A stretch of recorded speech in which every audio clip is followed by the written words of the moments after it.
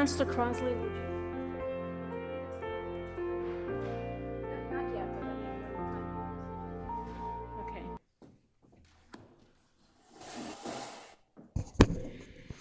So welcome, everybody. And now, Councillor Crossley, if you would lead us in the pledge. My pleasure. I pledge allegiance to the flag of the United States of America and to the republic for which it stands, one nation, under God, indivisible, with liberty and justice for all. So they took our flag away. I know it's on the screen, but it's usually right there. Yeah. So before we go on, I would like to ask for a moment of silence in memory of Captain William Spaulding, who passed away on November 1st. He was a Newton Police Department captain, and he'd been there for 25 years, and he will be greatly missed. If we could just rise and have a moment of silence in his honor.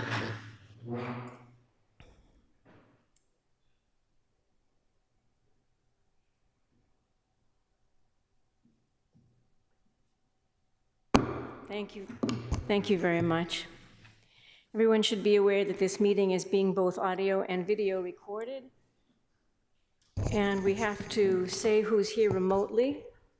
So the councilors who are remote are Councilors Gentile, Downs, Greenberg, Grossman, Humphrey, Kelly, Krinsman. Okay.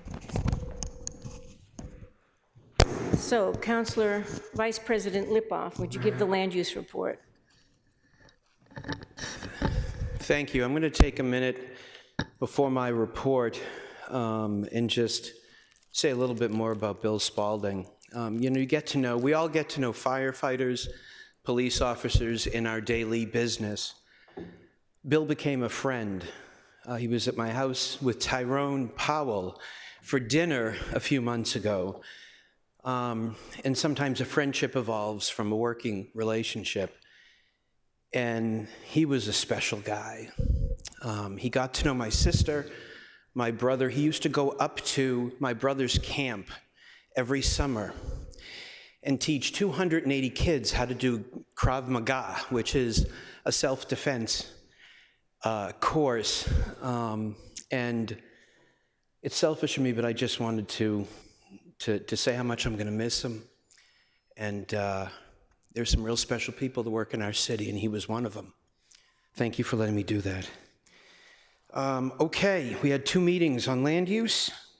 October 17th, 316-23, Scott Prushik and Karen Layden, 211 Dorset Road, to construct a 1-story addition in the footprint and rear deck, approved 6-0. 263-23 was held. 318-23, this is on second call, but it need not be. I'd like to suspend the rules to poll my committee. So Councilor Laredo would like us to starts with an L. Councilor Lipoff would like to suspend the rules to poll his committee. All those in favor say aye. Aye. Opposed, no. Please go ahead. Okay. This was an item where we wanted a condition put in for, okay, hold on one second. A condition for fencing for the neighbors and pervious pavers, and number 2 on the council order takes care of that, and we put it in, and everybody was asked on the committee to take a look and to make sure, and it is in there. So I would like to poll the committee at this moment to accept that that's been done successfully. All in favor, raise your hand. Councilor Lipoff, great, okay. 1, 2, 3, 4, 5. Greenberg online? Okay, you got the count. Thank you. Councilor Downs as well online. Downs as well. Thank you very much, everybody. Next item, 242-23, Kevin Barry, Request to allow parking in the front setback and within 15 feet of the front lot line at 97 Woburn Hill Road North, approved 7-0. 317-23, 280 Nevada LLC, request to allow 6 single-family attached dwellings in 3 buildings at 280 Nevada Street, approved 7-0. We had another meeting on October 24th, 327-23, Andrea Roman, request of extension of time to exercise permit 414-22 at 35 Bracebridge Road, approved 7-0. 355-22, request to rezone 2 parcels BU4, Seltzer's Garden City, Inc., approved 7-0. And 356-22, Seltzer's Garden, Inc., request to construct elderly housing with services at 11 Florence and 318 Boylston Street, approved 7-0. I'll move the report, and I have public hearings to assign. Please go ahead. This is, the following are for November 14th, 333-23, Linda Figuera, request to extend a non-conforming 2-family dwelling at 27-29 Kilbourne Road.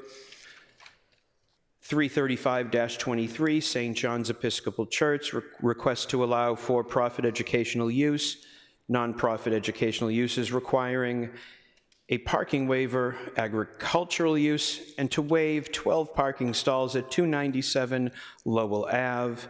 336-23, John Ledoit, requests to further extend non-conforming front setback and non-conforming lot coverage at 62 Maple Street, Newton Corner. 337-23, Trolac Kelane, request to decrease non-conforming open space at 35-37 William Street. And the following are for November 21st, 338-23, Grace and Scott Offen, request to exceed FAR at 538 Ward Street. 339-23, Turtle Lane LLC, request to amend the site plans associated with special permits 480-14 and 327-21 and associated relief relative to parking at 283 Melrose Street. And the last on November 21st, 340-23, Safai Barkawi and Stuart Smith request to allow indoor vehicle sales and service at 32 Needham Street. Thank you. Thank you. Councilor Crossley for the Zoning and Planning Committee. Thank you, Madam President. The report begins on page 53.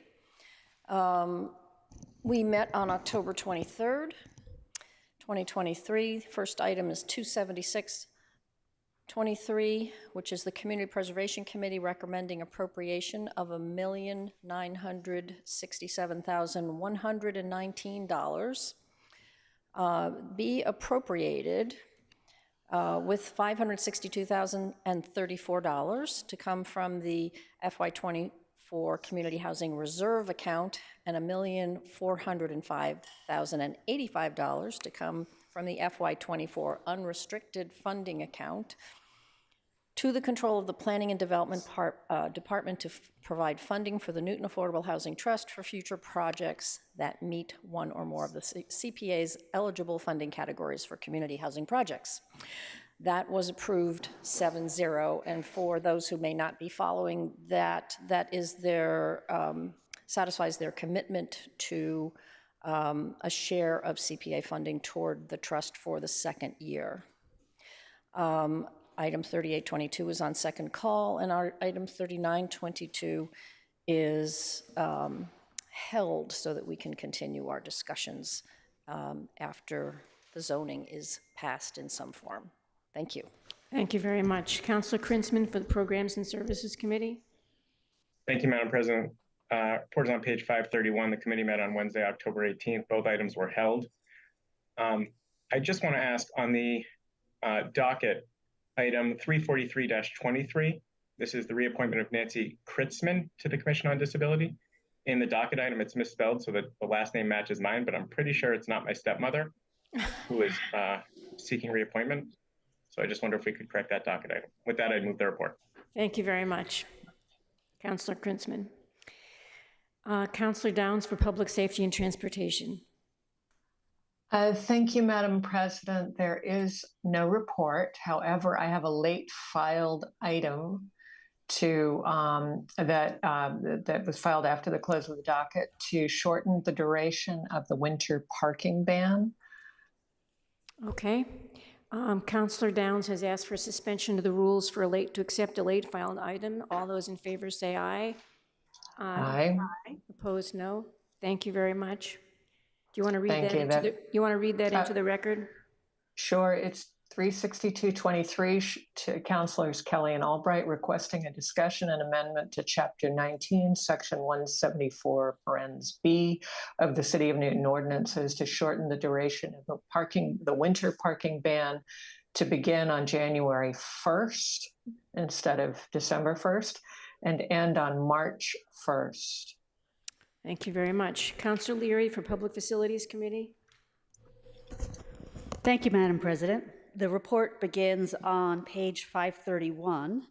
The committee met Wednesday, October 18th. The first item is 3/20/23. This is a request for a grant of location in Grove Street. And this was voted no action necessary, 6-0 by the committee. Let's see, next item was held. And then we go down to 326-23. This is to appropriate funds for phase 3 of the Gath Memorial Renovation Project. Public Facilities approved this 7-0. My next item is a request to transfer $300,000 from reserve funds, budget reserve, for the Gath Pool renovation project. It's 334-23. However, it was brought to my attention that the committee voted on an account number that has since been corrected. So I would like permission to poll my committee to substitute the correct account number for the one that we voted off. We're off by 1 digit. Okay, Councillor Leary would like a suspension of the rules to change an account number and to vote on that in her committee. All those in favor say aye. Aye. Aye. Opposed, no. Please go ahead. Thank you very much. So the change is simply the last section is 579,000, and it's changed to 57900. I'm sorry, off by, make sure I got this right, so we don't have to do it again. The account needs to be amended to 579,000. Hold it, that was what we had. It needs to be amended to 579,400. Okay. No? That's the old one. Yes. I had the right number? Okay. I apologize. So the right number is the last 6 digits, 579,000.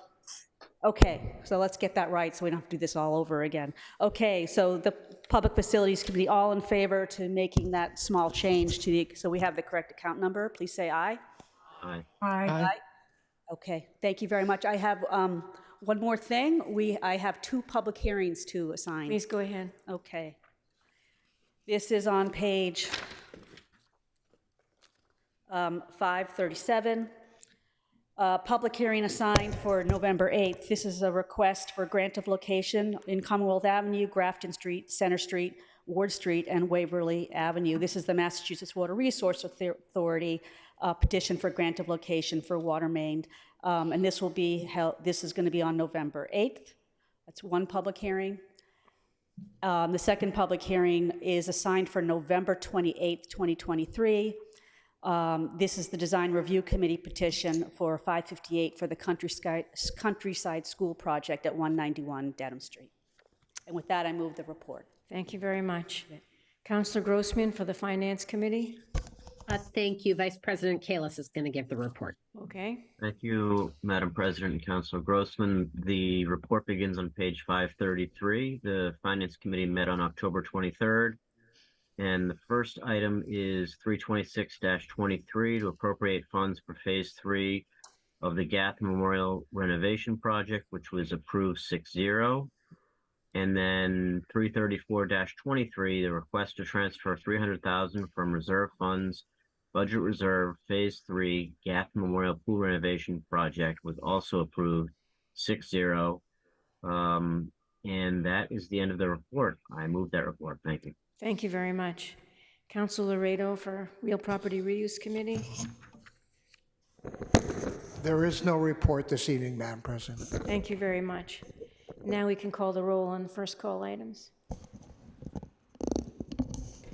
Counselor Baker. Aye. Counselor Bowman. Aye. Counselor Crossley. Aye. Counselor Danberg. Counselor Downs. Aye. Counselor Gentile. Aye. Counselor Greenberg. Aye. Counselor Grossman. Aye. Counselor Humphrey. Aye. Counselor Kalis. Aye. Counselor Kelly. Aye. Counselor Krinsman. Aye. Counselor Laredo. Aye. Counselor Leary. Aye. Counselor Lipoff. Aye. Counselor Lucas. Aye. Counselor Maliki. Aye. Counselor Markowitz. Counselor Noel. Aye. Counselor Norton. Aye. Counselor Oliver. Counselor Ryan. Aye, except for 355-22 and 356-22, where I vote no. Counselor Wright. Aye. President Albright. Aye.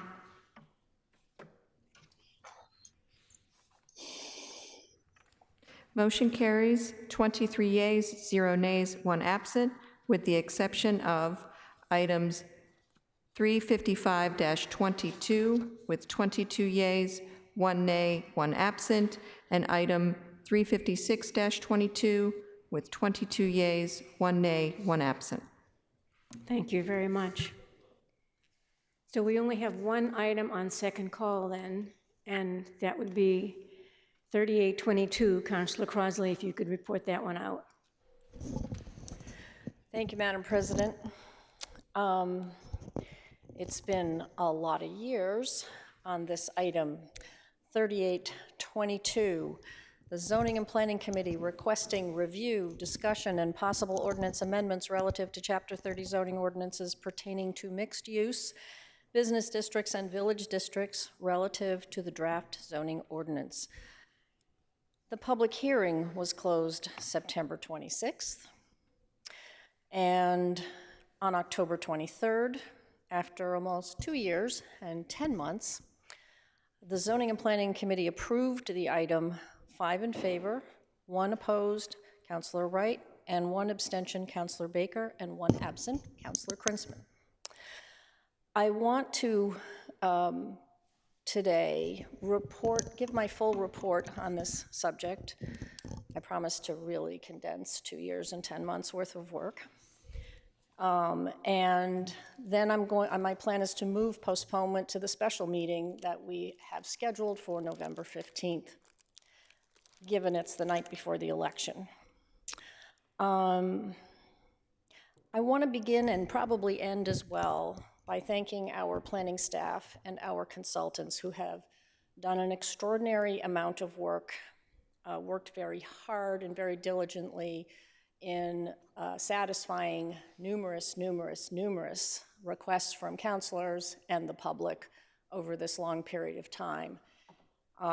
You'll have a chance perhaps to thank them yourselves when they join us on the 15th in case we have any questions. So, once upon a time, in January 2021, we began a long, intensive effort to focus on zoning reform for our villages, redocketed in 2022 as this item.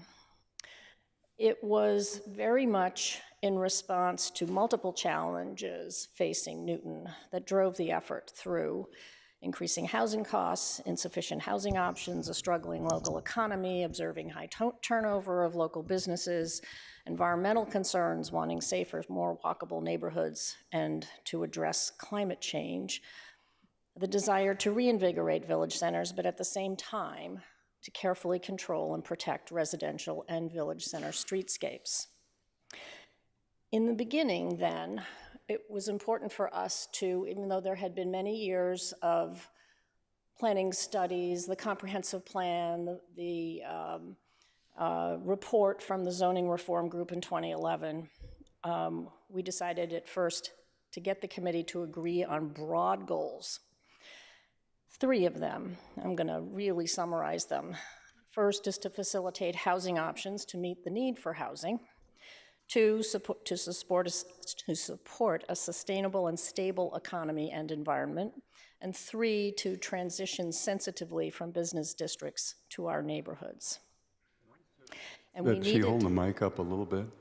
Put the mic up? Yeah. Did you not hear that? Should I do that again? No. Good, but not clearly as Okay, let me be really loud. So the big question is, how could we use zoning tools to address this broad mix of issues and goals? Began with a lengthy and intensive community engagement process. You all remember Nevna Pelapovic-Wengler. In the spring and summer of 2021, won't go into how much that was, but there were, from one fora to another, close to 2,000 people who weighed in one way or another. The tallied results sort of reconfirmed our goals, but more specifically, saying people wanted number one, way out there, number one, it was post-COVID, you remember, to prioritize community gathering spaces, indoors and out, to create accessible public spaces and buildings, to incorporate climate resiliency in buildings, which our codes are doing, and green space, to help small businesses begin, stay, and thrive in our village centers, to make permitting processes easier, clearer, and tiered, to add more diverse housing options, encourage mixed use, and to prioritize safe, accessible routes to and through our village centers. So fast forward, the Village Center Overlay District, which we'll refer to as the VCOD this evening, is a set of alternative zoning regulations for the commercial centers and immediately surrounding residential areas of 12 of Newton's commercial centers, covering about 3% or so of the city. As we know, overlay means property owners may choose the existing zoning or opt in to the VCOD. There are 3 districts. 2 allow by right mixed use development with heights of 3.5 or 4.5 stories, laid over primarily the BU1 and BU2 zones that exist in our village centers. And 1 we call the MRT, or Multi-Residence Transit District, offers by right residential only development of 2.5 stories, laid over, for the most part, those existing residential abutting districts within a few blocks. The 3 zones are applied to each of the 12 centers according to their particular characteristics, unlike our current zoning, which is sort of a one-size-fits-all. Overall, we, on the Zoning and Planning Committee, see that this achieves a number of things. It increases housing options, makes it easier to build housing of varying types and sizes. It supports our local businesses in several ways, simplifying the rules for opening and growing a business, eliminating on-site parking requirements for ground floor retail, which we know we routinely waive by special permit, and allowing housing above and nearby to add more customers to frequent the shops. 3, reduce greenhouse gas emissions. Our new codes are doing that. New construction will have to adhere to the new codes and hopefully as well be fossil-free regarding the forthcoming electrification ordinance, which could also be satisfied by our passing this in terms of the affordability requirement. And finally, and probably most importantly, compact development near transit services and infrastructure is a sustainable way to develop. 4, It creates more affordable, attainable, and accessible housing, which I'll go into in a little more detail. In late 2021, Governor Baker got his Housing Choice Act passed as part of the Economic Development Bill, which included a 3-paragraph law called MBTA communities. So we put as a discussion item on the agenda for every meeting so that we could all along the way talk about how the VCOD could be used as a means to compliance. It wasn't, though, until August of 2022 that the first so-called final MBTA compliance guidelines came out, when we understood that we were going to be required to achieve a unit capacity, which assumes a blank site, a unit capacity of 8,330 units at a minimum density, minimum overall density of 15 units per acre, and that one of the contiguous districts must be at least half the land area of the total MBTA compliant area. In our city, as we know, there are 5 villages that we may use to achieve this compliance. In November of 2022, the revised final MBTA regs now allow our inclusionary zoning ordinance to apply. That was not the case at first. That was better. I'm doing this actually in order, so I'm going to get to the final revised regs in a minute. In September through October of 2022, we had a library exhibit. Resulting from the community engagement and a lot of discussions about economics and scale, we had an exhibit where there was a feedback tool. We got more feedback from the community, and that turned into version 1 of the VCOD with 3 zones. At the time, it was VC1, VC2, and VC3. That was the end of 2022. In the winter, and that was in the winter. So we then moved to additional public comment in committee and in all of the other venues that were established. And nobody was particularly happy with the VC1. We felt it was, I'll use a technical term, clunky. It was overscaled, we felt, and not transitioning well to the neighborhoods.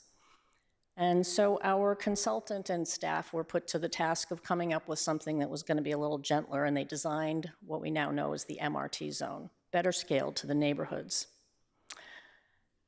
The economics and scale analyses that were done began in 2021 and just continued throughout. It was our consultant, UTIL, who I also want to recognize as doing some extraordinary work for us, and their subconsultant, Landwise, who worked with our Economic Development Commission and others to put together pro formas for specific sites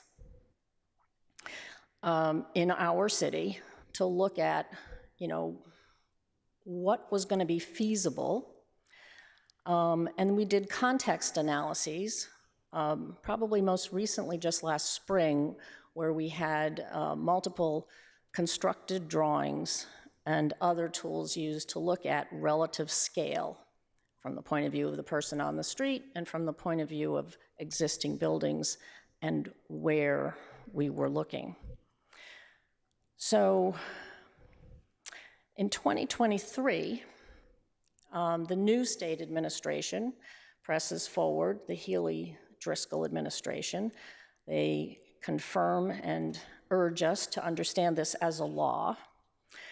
And we begin a conversation with them about wanting to be able to count the units above required retail, because in our city, with all of our different villages, what we talked about in committee and in council, and so many of you attended, is that it's essential to the life of a village to require retail on the ground floor, at least for key places, what we called priority streets. So we were doing that, and we were not able to count the units above. That's how important we thought it was. Not until this past August 2023 did we get relief on that subject, where we now are able to count those units. And as we trimmed the maps over the summer, we were then finally also, we trimmed about 2,000 units from the maps, and we were able to add 2,000 units back onto the maps by being able to count those units, for those who are following the numbers. In order to comply with MBTA communities, but also in order to meet with one of our primary early goals from the community engagement process, streamlining permitting, we wanted to increase what is allowed by right. But in order to do that, we had to be very careful about what was going to control that by right construction. So we have design standards. Those are embedded in the text. There's many. I'll list a few. Size constraints for building footprints and heights in 3 distinct zones, we all know. Minimum 12-foot wide sidewalks, so you can have public amenities and more space there. Parking has to be located within or behind the buildings in the VC zones. There's limits on location and the number of curb cuts. There's an open space requirement in the multi-residence transit all residential district, and for lots over 30,000 square feet of usable open space in the business districts. Storefronts have to be transparent. There's a minimum amount of glass required. Gets very specific, actually. We want lower building heights stepping down to residential zones, and screening for parking and dumpsters. There's many more, but those are the kinds of things that are in there. In addition, there are incentives where the builder or owner gets to have more square footage if they vary their facade by adding either dormers or balconies and bays and so forth, open porches in the residential district, to create interest and scale in the villages and in the residential districts. It's also important to remember, because we get a lot of questions about this, that other ordinances in Chapter 30 apply to projects using the VCOD rules.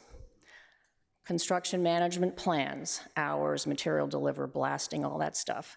Stormwater management. There are mitigation payments required because of the inflow and infiltration requirements that state law allows us to take on by right projects. Trash and recycling disposal, solar-ready roofs, noise, lighting levels, all those kinds of things apply. And our inclusionary zoning ordinance for affordability applies. I'll make sure I didn't miss one here.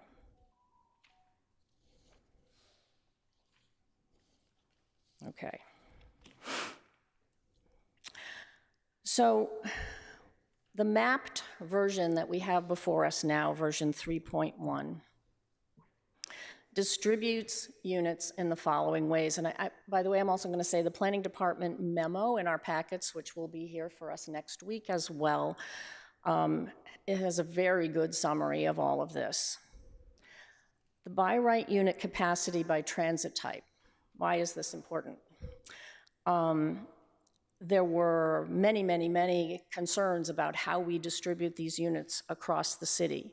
If we're looking only at MBTA compliant units from the 5 villages, we have most of it along the Green Line, 57%, 43% along the commuter rail. If we're looking at village center land area in acres, that's all the village centers, not just MBTA communities. Those villages on the commuter rail comprise 24% of the land area, along the Green Line 49%, and other, which often is bus service, 27%. The VCOD is designed to allow or help to facilitate smaller developments by right. by restoring some property rights taken in 1987, but with clearer rules and stringent design standards. It ties reviews, as we know, to the size of the lot. So for 20,000 square foot lots, up to 30,000 square foot lots, there would be a site plan review by the planning board.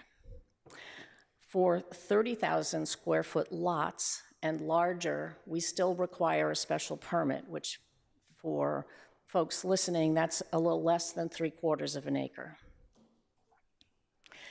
The VCOD addresses preservation of existing buildings in the following ways. Well, first of all of the Newton Historic District, Newton Historic Commission oversight still applies. Landmarks and demolition delay is their province. They get first dibs. They control it.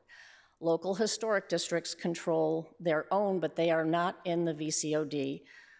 Some people thought they should be, but we decided not this round. Some of those neighborhoods are very close to our transit stations, but not this time. MRT incentivizes the preservation of homes heavily in that we offer more opportunity to folks who are going to stay in their home and choose to renovate and expand out the back as opposed to taking a house down. So many of us felt that this is this MRT zone where it incentivizes adaptive reuse of existing homes. It also picks up on another objective that we have citywide, which is to try to reduce the tear downs, especially of perfectly good buildings. More housing, affordable to more people, is done in 3 ways via this ordinance. First, our IZ ordinance applies, as I said earlier, the deed restricted affordable units. And again, they're now allowed by the MBTA law. Our inclusionary ordinance passed in 2019, achieved its maximum number of units in 2021, and is up for review in 2024. So we might get another pass at it. I see that the lion's share of the council has signed on to a docket item in addition that would look at 4 to 6 units. And finally, there's a bonus embedded in the VCOD. If you increase the deed restricted units up to 25% of the units, you get a 1-story and additional footprint, if it fits, up to 2,500 square feet. Amendments. There have been many. In addition to over the years, going back and forth and tweaking many of the, or actually redesigning in some cases, many of the aspects of the zone. We created the MRT zone to replace VC1, for example. In midsummer this year, the VC1 was eliminated from the text entirely, also because we felt it was really not applicable to other sites which were along Route 9. We had 4 meetings in August and September to go through an extensive number of text amendments and map amendments. In general, I won't go through all of these. You all have an attachment in your packet, and there's dozens and dozens and dozens of them. In general, though, we refined the metrics to further buffer residential-only areas from business districts, increase setbacks in the MRT, increase top-story setbacks in VC zones, lower maximum heights of pitched roofs in all zones. And many map amendments were made mostly to reduce the scope of the higher density zones. But in addition, there were many proposals, because proposals came in from all over the city, from many of the boards and commissions and citizens groups that have been following this throughout the entire time. And the one thing that seemed a lot of people wanted was to increase the MRT zone. However, the committee felt very strongly at this time that we should keep the boundaries pretty tight. 2 meetings in October, once we closed the public hearing, considered a final series of amendments in committee. The city staff if you don't know this, have continued to refine the text all summer and through the fall to now, working with the law department, ISD, and other departments to make sure all the language is clear and correct. And if you haven't read it 20 times like I have yet, you might want to consider reading it another time or two to make sure you think it's understandable. I'll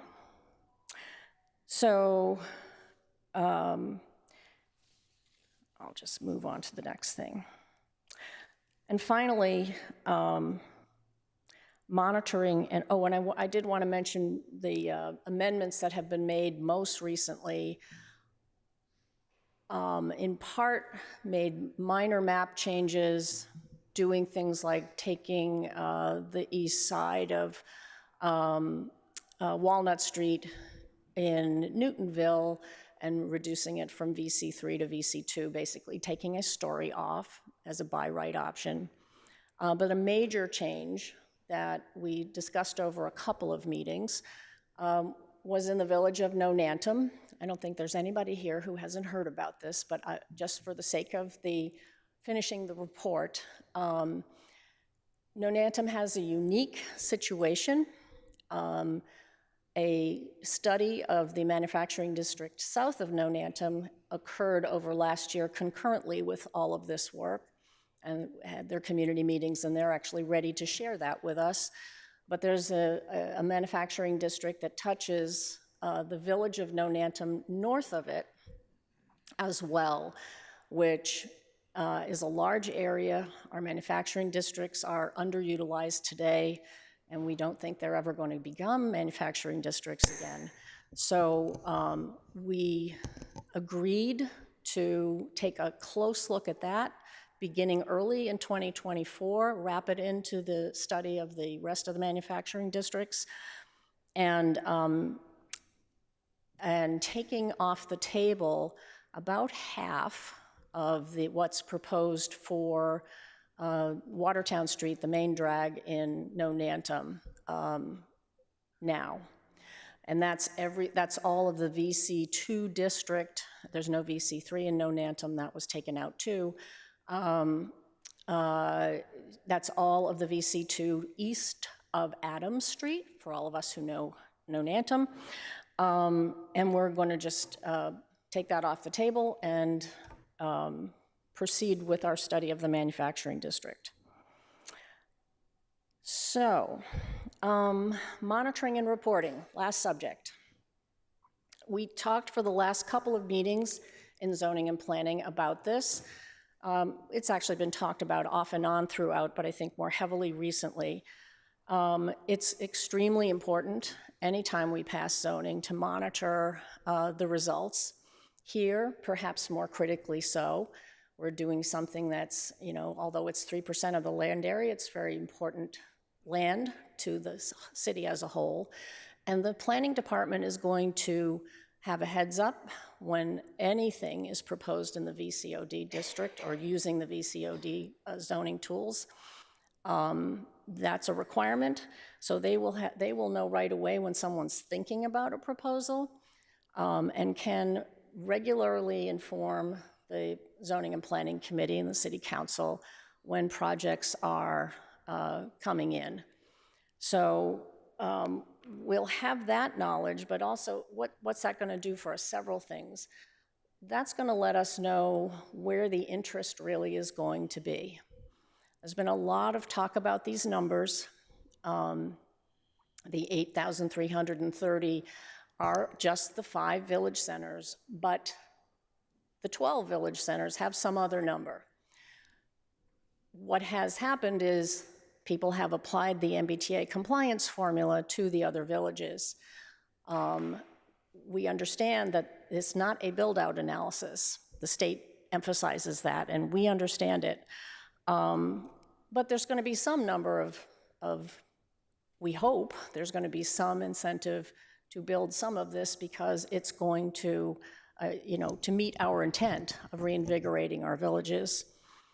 So we want to know where that's going to happen, and the planning department is going to be perfectly well positioned to keep us well informed of that. once projects seek building permits, or even before then, we'll have an idea also of the spread around the city and whether or not there needs to be any kind of infrastructure analysis related to new projects. So the final thing is not in the planning department's report, but we have talked about it, and we know that UTIL is as well hired to produce what has been called a user's guide. So we'll be able to take a look at that as well, but they can't do that work. They can't do it very well until we decide exactly what we're going to pass out of full council. So that brings me to amendments in full council. All amendments are in order. President Albright sent a memo a week ago urging everyone to submit, and thank you to those of you who did submit for last Friday's packet, which will allow the planning department to organize the amendments in a way that makes the most sense and will help President Albright manage the meeting. If you have not been able to do that, please consider doing it, although it's perfectly in order, as you know, in our deliberations for you to just propose something at any moment. We hope that in consideration of all of us, particularly if you have something substantial, that you will put it forward sooner. So this Friday's packet, maybe even ahead of this Friday's packet, to give the department a heads up, because they are going to try to prepare materials to help us interpret what would somebody's amendment mean, both to the whole picture, and then in particular, if it's an amendment proposed to one of the 5 villages that combine to help us meet that MBTA community's compliance. So I'd like to, just effusively as possible, thank the planning staff. In particular, I see that Director Heath and Associate Director Jen Kyra are in the room with us, and Zachary Lamel is watching from home, and they have just done worked really long hours, long years, interrupted by all kinds of things, starting with COVID in our first year, right, and through the 3 years, really. All kinds of other situations. We were at times short-staffed because of COVID or other family circumstances, and they have kept on trucking. And I just really would like to pile on the thanks. As well, we don't have UTIL with us this evening, but our consultant has been terrific, and everyone has been very responsive to so many demands for information. And with that, Madam President, I would like to move to postpone this item to our scheduled meeting on November 15th. Okay, thank you very much for that comprehensive report. Councillor Noel, you raised your hand quite early. Thank you. I want to move to charter this item. Okay. All right, so I guess we're done for the night. Okay. Thank you very much, everyone, for coming. Good luck tomorrow to our folks that are up for re-election, and we'll see you back here on the 15th of November. 7 p.m., 15th of November.